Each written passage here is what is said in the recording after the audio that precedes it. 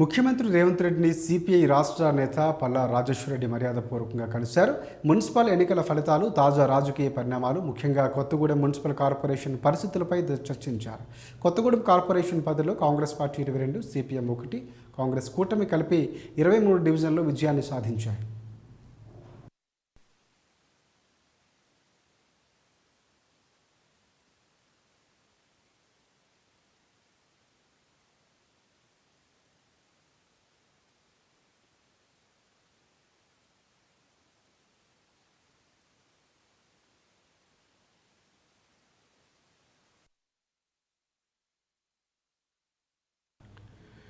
CPI 22 స్థానాలు, BRS party 8, BJP 1, స్వతంత్రులు 6 డివిజన్లలో గెలుపొందారు. స్వతంత్రుల్లో ఒకరు సిపిఐకి మద్దతుదారుడుగా ఉండటంతో ఆ పార్టీ బలం 23కు చేరుకుంది.